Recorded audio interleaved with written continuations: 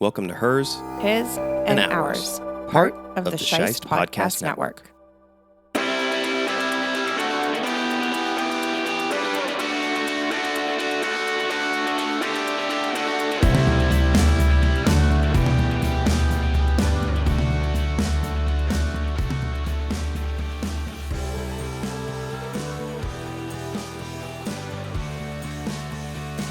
Hey, oh yeah. I think I missed that part already. It's okay. We're here. We are, we're going to be talking a bunch of things. Variety, yeah. This is a little, secondary part of the show, which we haven't done yet. It's called This Week on the Couch. If you listen to us back when we were doing, the Scheist podcast, doing This Week at the Movies, this was always something we kind of wanted to do as a little bonus part of this show, especially because, I'm sure a lot of people are not watching Brothers and Sisters right now, and that's fair.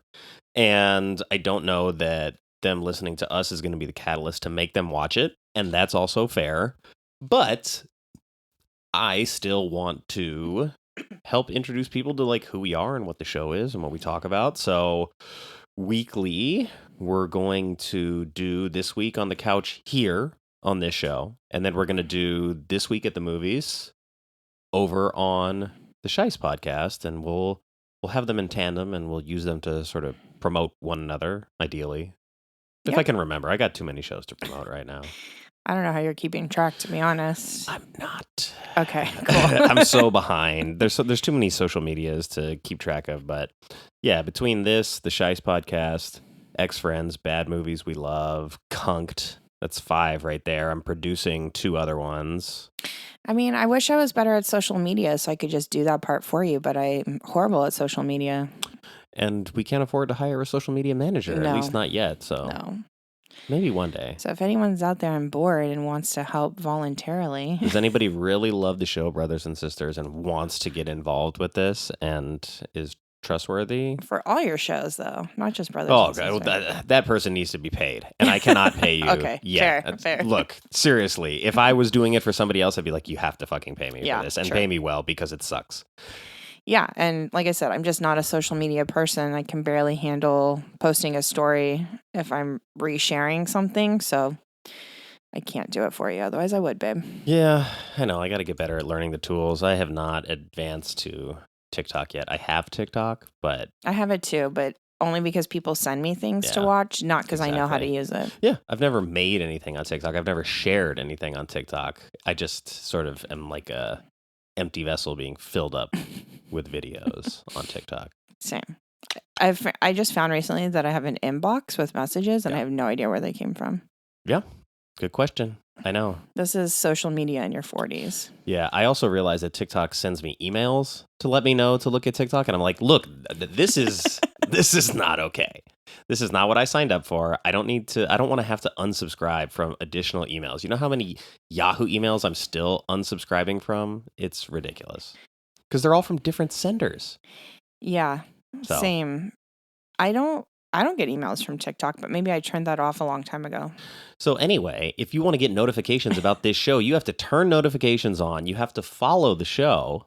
And subscribe. Yeah, like and subscribe, and that's the way you're going. Or follow. Yeah, follow, I think, is the right way to do it. It would really help if you rated the show, especially if you like it. If you don't like it and you want to rate it, then look, I get that. It's fine. That's what living in a world of rating things is all about. I would prefer if you like the show and rate it, because that's much more helpful than bad ratings, but yeah. Here we are. Get the housekeeping out of the way. So, so This Week on the Couch is basically like the mirror of This Week at the Movies, where rather than talk about all the movies we saw, we're going to talk about the TV shows that we're currently watching. I think in fairness, though, besides Brothers and Sisters, we're going to talk about the contemporary shows that we're watching. Like current shows. And I think we should probably start with Shrinking, because that's not super current, but we did just finish that before we started sort of officially on this adventure. And I don't know why we started it. I think it was your pick. It It was was. on our watch list for a while, and we finally just pushed play, and it's really good. It's really sweet. Oh man, I was pleasantly surprised. And I think there were enough people who know me well enough who kept saying, like, you really have to watch this show. And at first, when it's like, advertised as kind of like a therapist, mental health kind of show, at the time I wasn't ready for it. But that's probably the reason why it got recommended, because you and I both work in Mental health. Yeah. I just wasn't ready for it though at the time with other things going on. And then they're like, no, really, you should watch it. It's not that kind of show. And I was It's like, true. It's not. okay, that makes sense. So I think was it in January we watched it? Probably. And we binged it real quick. Really fast. Because Yeah. it was really good. And now I'm sad because now we have to wait like everyone else for season 3. But the writing, the acting, the chemistry, like there's not a single negative thing to say about this show. I loved it. It was very easy to get hooked very quickly, which is my favorite kind of TV show, especially when it's bingeable. But then I'm left sad because I want more and we have to wait. Did you want to add in the little like behind the scenes tidbit about shrinking? Which part? The part where we went to the bar that's featured on the show. Yeah. It's funny because it had been a couple months since we went, and that was season 2, right? Yes. Yeah. The season 2 but now I'm blanking on the character names and I'm just thinking of the actors. Sean. Was it Sean? Well, Sean opens the food truck. Yeah, I don't really know if I know that many of the character names off the top of my head. Well, not anymore because we've been removed. It's been too long. Yeah. Look at this. My brain is drawing a blank. It's been replaced by other TV show character names. But it's Josh Hutchins, who we are talking about on Brothers and Sisters, that plays the ex-love interest of one of the characters on the show, who opened a bar and put up her pictures on the bar.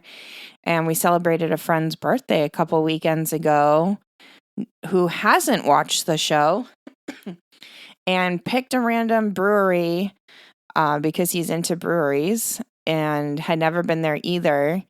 And we walk in and I'm like, why do I feel like I've been here before? And you behind me are like, oh, it's the bar from Shrinking. And I was like, oh my God, that's it. So it was really fun and nostalgic in a way, in a weird way, that it was like, hey, we watched this a few months ago and now we're in this bar. And I assumed that they were somewhere in LA, but I'd never expected all the breweries our friend could have picked to celebrate his birthday, that happened to be the one he picked. Yeah, kind of random, but I know I was like, I'm getting a weird deja vu feeling being in here. Yeah, that's why I'm like, we've been here. I feel like it's so familiar. It reminds me of something, but yeah, it had been removed from watching the show for a couple of months, so I didn't connect it right away. I think the thing that ended up selling me on the idea of the show more than anything was the fact that Ted McGinley is in it, because I haven't really seen him do much since Married with Children, but I loved Jefferson on Married with Children. And it's like, I like Harrison Ford, but I didn't realize that it was going to really lean into his humor and his like comedic timing as much as it does. Jessica Williams plays Gabby. You mentioned Jason Segel plays Jimmy. Harrison Ford plays Paul. Sean is a patient who ends up like overly involved in the characters' lives. We've got Michael Urie playing their friend Brian, Alice, played by Lakita Maxwell, and Krista Miller is the neighbor Liz, and she's married to Ted McGinley's character Derek, and they're the next door neighbors. So it's a fun dynamic. Somebody mentioned it as like Ted Lasso adjacent. I'm like, yeah, I can see that. It sort of manages the same level of like emotional feels while also being funny, so it can pull at your heartstrings but also make you laugh while it's doing it. Yeah, and those are always my favorite kind of shows, when it can take you through all the emotions and it's a roller coaster. And I mean, the writing is phenomenal, and I think the comedic timing is so natural with this cast. I mean, they're all fantastic as comedians in general. And I like that they pull on very real life scenarios, which we've kind of touched on a little bit here and there when we've talked about Brothers and Sisters, is that, it's not just a cookie cutter TV show. And even though Jason Segal's character is a therapist, he still has his struggles. Same with Harrison Ford. And he's struggling with Parkinson's, which is also a different battle in itself, while still wanting to work and keep himself. And yeah, I don't think I've ever seen Harrison Ford in this big of a comedic role. And I was pleasantly surprised to get a comedy Harrison Ford.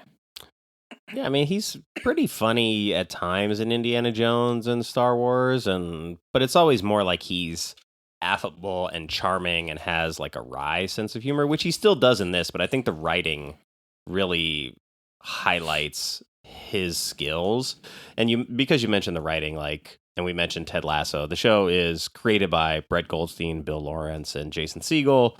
And Brett Goldstein, Ted Lasso, is one of the main characters on Ted Lasso. And he's great as a comedian. He plays Roy Kent, yeah. And I was so excited to see he started to like inject himself as a character on the show, and got to see him in a dramatic role too, which was fun because we're Brett Goldstein fans for sure. Yeah, we should go see him when he does stand-up next time he's out. We should. I agree. I almost got tickets last time. But... Me too. But the timing was weird or something at the LA show. I can't remember what was going on. Yeah. But I was like, you probably saw this too. And then it's been a rough couple of years in terms of trying to just plan things. So, Can I? You can. Can I sidebar a question really quickly? Yeah. Speaking of Ted Lasso, I've been curious. How do you feel about it coming back officially? I mean, if it is operating on the same standards that it did, then I don't have a problem with it because it's a great show. It's one of our favorite shows. As long as it's coming back for the right reasons and like the same people are involved, then I don't have a problem with it. Okay, good. I'm super excited for it. I feel like the wrap up at the end of the last season was a little fast, but now I don't know where you go. So I did see a rumor, and I don't know if this is legit or not because it's hard to tell on some of the like TV buzz type of... The whole internet in general. What's legit? What's real? I mean, same with the news. But anyways, yeah.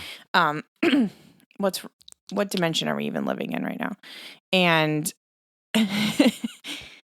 I read some rumor, I don't know if it's true or not, but I did read that they started filming that it should be about the same kind of storyline or template of the show, but he's either he owns or he's coaching a women's team instead.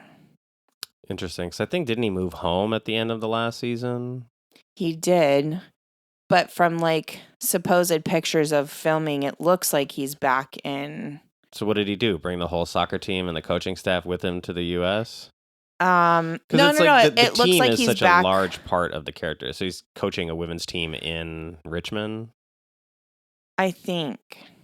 All right. I mean, think. Whatever. It's fine. I don't know. Like I said, the picture was blurry, and I'm like, is this even from this season? Is this even real news? I don't know. But they did say they're officially filming, and they had confirmed that it was officially coming back. So we'll see. I mean, I hope they bring back a bulk of the original people because that is really what was the heart of the show. But I don't know.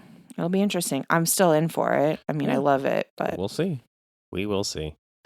All right. Well, we were talking about Shrinking. We finished that. We also started and then finished Paradise. Oh man, what a journey that was. Was it episode 7, Paradise, where I was like, this is one of the best episodes of TV that I've seen in quite some time. Punch to the gut. Yeah, pretty devastating stuff. I mean, you had asked me, like, are we going to start it? Are we going to start it? And so in my head, there's this series of movies that's like White House Down or like Olympus Has Fallen. It's like Gerard Butler and Jamie Foxx. And I'm like, so it's sort of in my head just felt like it was going to be one of those. And then I didn't know what the movie was. I thought Sterling was playing the president and I didn't know much else. And then it's like, okay, well, I learned that he's playing a Secret Service agent. I was like, Marsden's in it. I'm in it for Jimmy. And it's a Sterling, Fogelman show. Yeah. And I love Sterling. This Is Us is great. We'll probably cover that at some point on the show for one of our hours. For sure. Watches. So there's a lot of reasons to be interested in the project. And then Julianne Nicholson is just like, she's so wonderfully hateable. I want to murder her. She's horrible, but she's so good. So that's important. And really, like, you get an interesting story, which if you haven't seen it, I don't want to like ruin too much of what it is. But basically, like the premise of the first episode kind of like lulls you into a false sense of security, and then you kind of find out, oh, things are maybe not as they seem, and then you begin to start peeling the layers of those onions, and you get some backstory and some history, and you learn like why things are the way that they are. But it starts with like a murder investigation and goes from there. Like a murder investigation in this sort of like idyllic small town. It's so intense. I mean, I didn't question or doubt that I would enjoy it because, I mean, Sterling by himself sold me. But Sterling and Dan Fogelman especially, I was like, okay, sign me up. They're going to take us on a roller coaster. I didn't realize the degree of the roller coaster or how realistic and even relatable to what we're living right now it was going to be in a very weird and twisted way. Fogelman.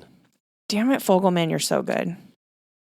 Yeah, it's a good one. And it was only 8 episodes. So it's like extra sweet spot for me is that it wasn't 26, it wasn't 13, it wasn't a bunch. It was just a nice little 1, 2, 3, 4, 5, 6, 7, 8. We're done. We'll see you next season. Love it. It's my favorite. Rude. All right, well, that's the 2 that we completed. We are watching Severance, kind of. I think we're a couple episodes deep, and then we paused because there was shit going on. And it was like, it's a little too... Heady. Yeah, maybe a little bit. Psychological. I mean, it's very much about, like, work-life balance. Uh-huh. And, like... Too close to home? Maybe, yeah. So... It's probably why I was resistant. I understand that. Okay. So I'm still interested to see where it goes. I've heard a lot of really positive things about how this season ended, and I think it's pretty short too. It might only be 8 or 10 episodes. Me too. That person who I won't reveal the name of that I see or accompany during physical therapy. You don't accompany them. You just do physical therapy together. Okay, well, not together, but at the same place. Not together. Yeah, same time, same place. Someone you eavesdrop on. Sure. Or have you started talking to them? I did. Okay, yeah. Good. Because of Severance, he brought up Severance. So they're a chum. And he said he's taking a movie break because he watched too many before the Oscars. And he switched to TV shows. And Severance is one of the best on TV right now, this season in particular. So I do want to finish. I needed more space before we kept going on that one. Yeah, I mean, it's a little bit of a slow burn kind of show, just like the first season, where it's like, I didn't know if I liked the first season through the first few episodes, and then by the end of it, I was like, oh yeah, this is good. Yeah, I feel like when we got to like season 4 or episode 4 or 5, it was like, okay, now like, let's not stop, keep going. But it was hard to kind of get there, and then it was like full steam ahead. Yeah. Yeah, so we'll finish that. But we also just started White Lotus. We did. Yeah, we watched the first episode. I've also am trying to stay away from spoilers because they're talking a lot about a recent episode, and I'm like, la la la la la. I don't want to hear it. I think it ended too. I don't think so. No, I think it's close to ending. Okay. Well, it was a very big episode though, and I'm like, okay, don't pay attention. We'll catch up on it next week. I know. I didn't know Walton Goggins was in the show until all of a sudden I started seeing like screenshots of him, and I was like, well, this gives me more reason to watch it. Let's start. Yeah, I mean, the one thing I love about White Lotus and every season so far is the cast is insane. It's always good. They know what they're doing when they go to casting. It's always beautiful locations too. Gorgeous locations. I love how they share where they're filming it so that it's kind of promoting the resorts. If we ever travel internationally to these places, I would love to go to these resorts. They're breathtakingly gorgeous. But we'll see. What are we on? Season 3 or 4 of White Lotus? 3. This is 3? Isn't it? Yeah, it is 3. It is 3. I just see 4 is listed, so it must have been picked up for another one.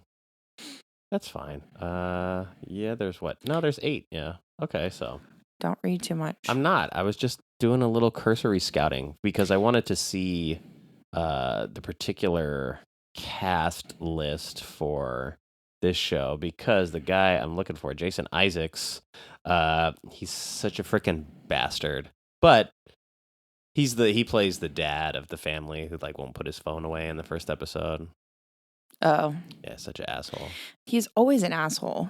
He is, I know. He's got the juice when it comes to being an asshole. But we also are introduced to Leslie Bibb, Carrie Coon, Michelle Moynihan are in it as well. We see John Grease showing up briefly as a little like Easter egg from past season. So we'll see how much he gets folded into it. But I don't want to jump too far ahead in that. We got to finish something else before we're allowed to watch any more shows. I like that you've adopted my position of one show at a time, though. Because, babe, it's so intense, and I need you to catch up so that you can commiserate with me. So what are we watching then? We're on episode 5 of what? The Pitt. That's right, The Pitt. Noah Wyle.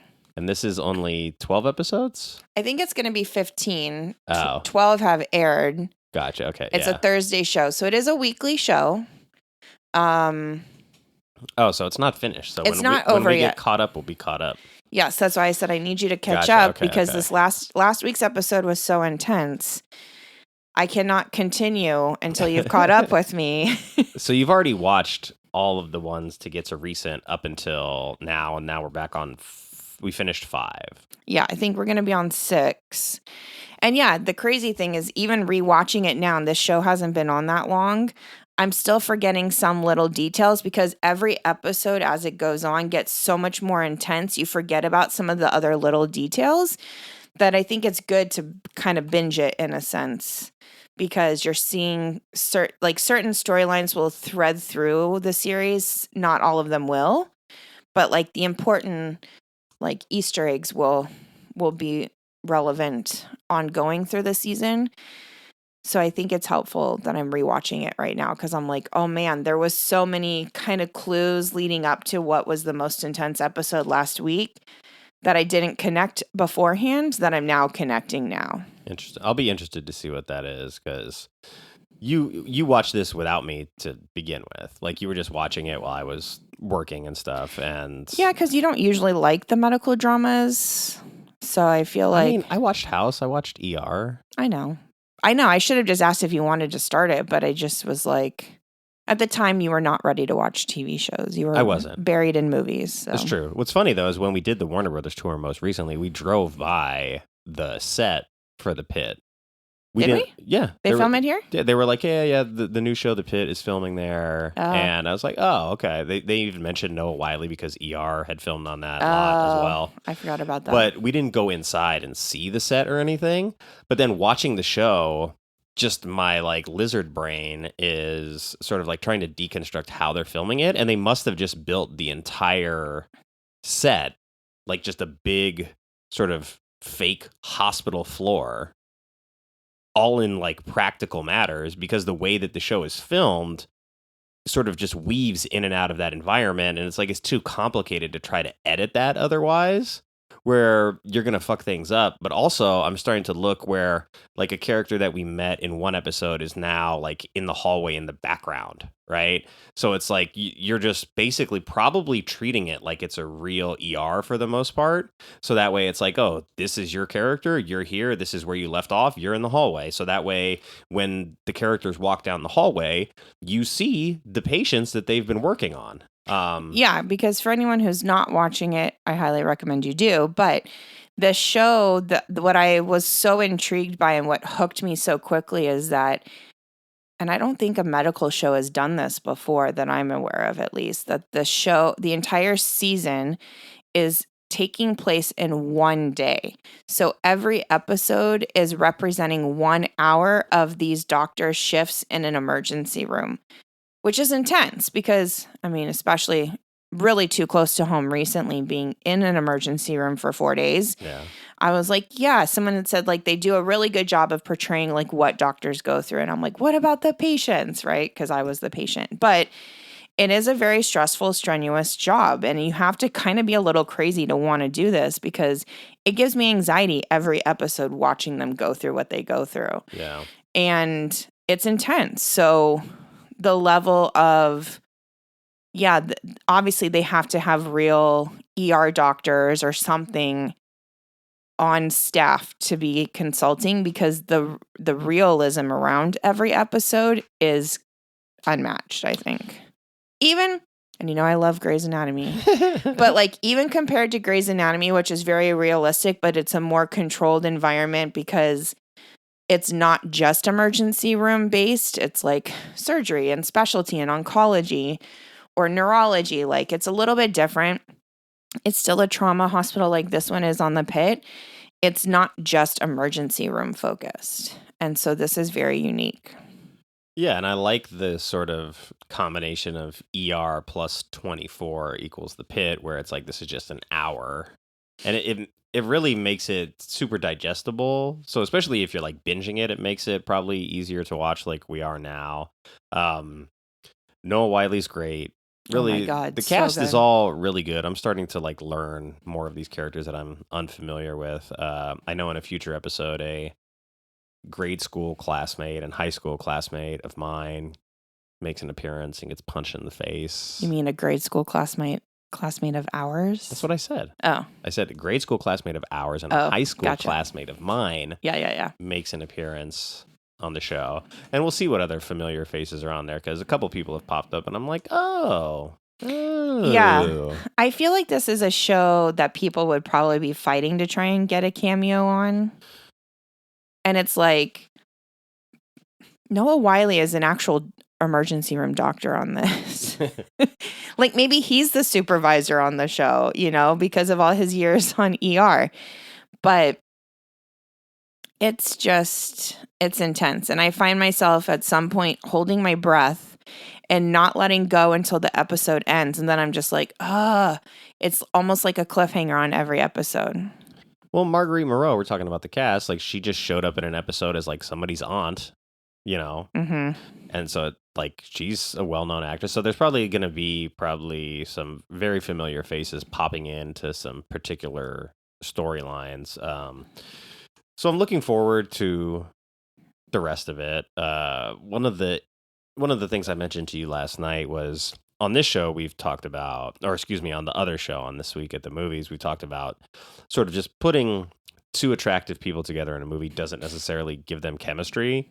And there was a scene, maybe in the first episode, between Noah Wiley and one of the other doctors who play the actress who plays Dr. Collins. Tracy Fayacor.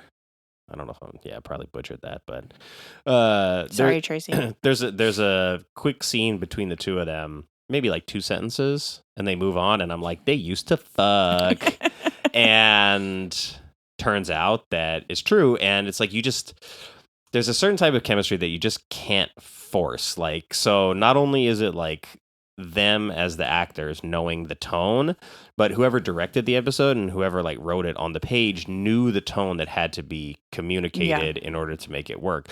Because just putting pretty people together, it's like, sure, they're like good looking, but like they don't seem to actually be attracted to each other or to have any history. So that's a problem when you're trying to sell that to the audience. And that like has become a unfortunate mainstay of a lot of modern cinema, is like a complete lack of chemistry between two hot people. Yeah, and they did this in the first episode within the first 10 minutes even, which is kind of crazy, I feel like. But I feel like also like the cast as a whole, even the characters that I can't stand that like make my blood boil because they're written to be shitty, they do a really good job at being shitty, but them as a cast as a whole, their chemistry is also so phenomenal from episode 1. And it's a very fast-paced, kind of like quickly written. I don't know if there's a technical term for that. But it kind of reminds me of Gilmore Girls in a way, of how quickly they write or they speak and like kind of finish each other's sentences or play off of each other. And they do this very, really well on this show too. not in a quirky way like Gilmore Girls, but the cast just molds so easily, so quickly. Yeah, I think part of it being that they are a lot of student doctors and it's a learning hospital sort of makes it like disarms all of them because you really only have a couple people in positions of authority. So it makes it very easy to be with them in a situation where things are overwhelming and as a result like as the audience, like that's the idea is that like you're feeling the pressure of this situation. And so when you have a character like Noah Wiley's Dr. Ravi, like he's pretty cool and calm despite what's going on like internally. And there's some other doctors that are pretty confident and relaxed and like not stressing. But for any like regular person to be in that environment, you'd be like shitting your pants. And so I think that's the idea is to like bring that intensity through a bunch of inexperienced doctors. And so you have different personalities between all of them sort of representing like the cocky one, the sort of unsure one, the confident but quiet one, the Nepo baby. So there's a lot of stuff going on in an individual episode that makes it entertaining. But yeah, the production design of the show is amazing. Insane.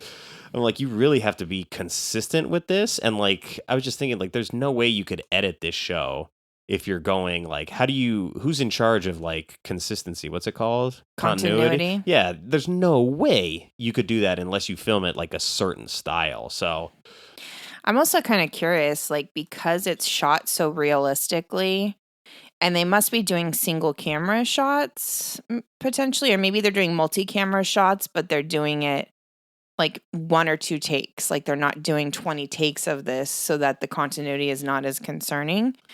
But I am curious because they're like up in their faces and in the patient's faces even, or like body parts that they're showing us that they're working on.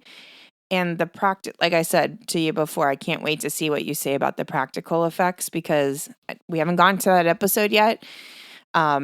But the episode so far, the practical effects of the medical side of things are so realistic. It's scary.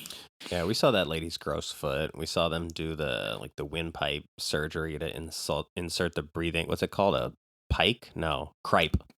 Trach? No, trike.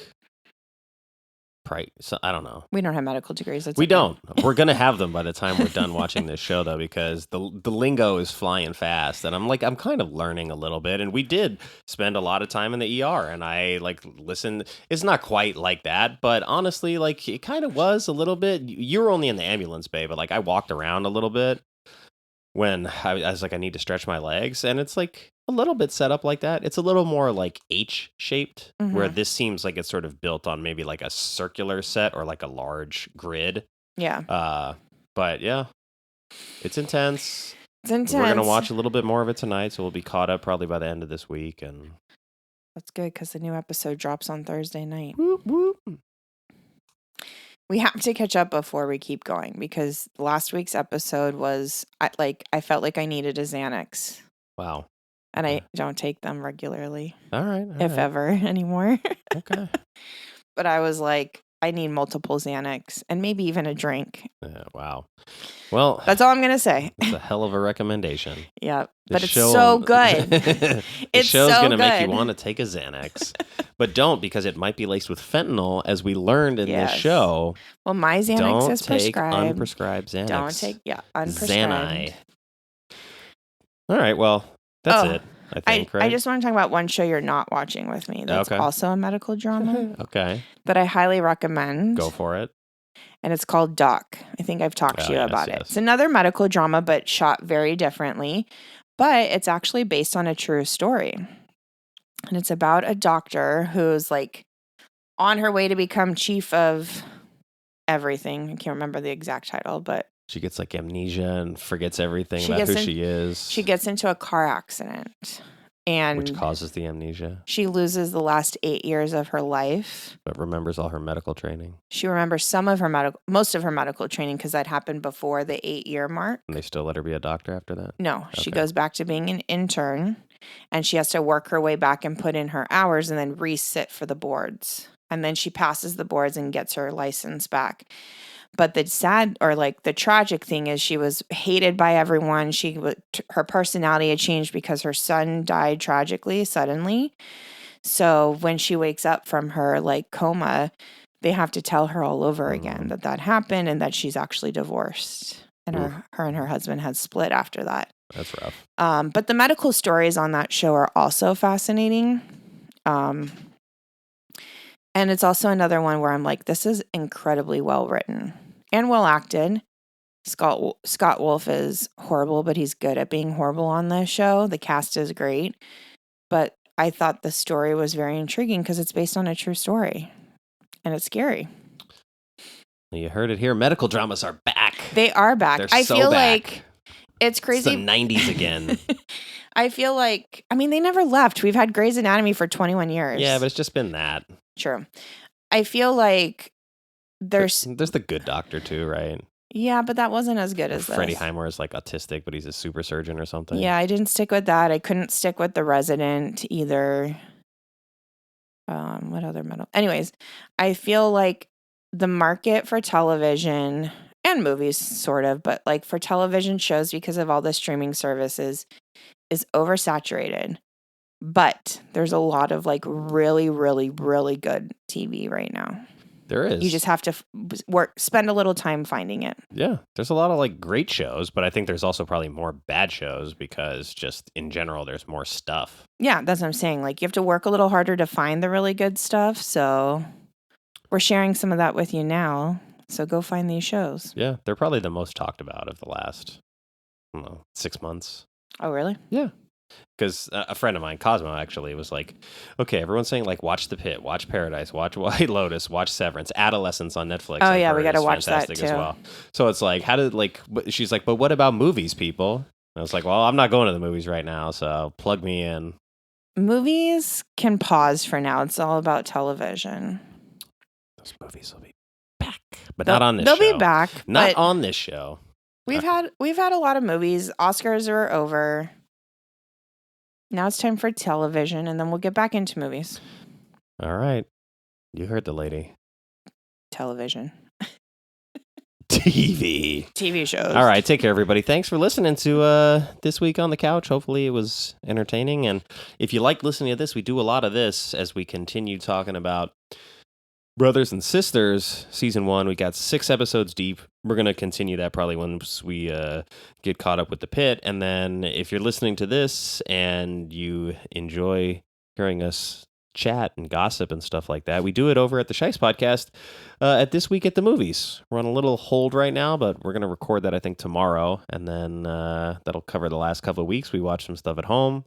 Documentaries. Oh, yeah. Oh, Matthew Yeah. Perry. Gossipy style documentaries, though, not like educational ones. Yeah. That's okay. Those are good, too. Yeah, they are. All right, well, take care. We'll see you next time. Thanks for listening to Hers, His, and Ours. We'd love for you to continue on this journey with us. The easiest way to do that is to like and subscribe to the show on the podcast platform of your choice. Follow our socials at Hers, His, Ours, spelled like time, on Instagram and X. To keep tabs on this show and others in the Shice Podcast Network, follow at ShicePodNet on Instagram, Blue Sky, and X.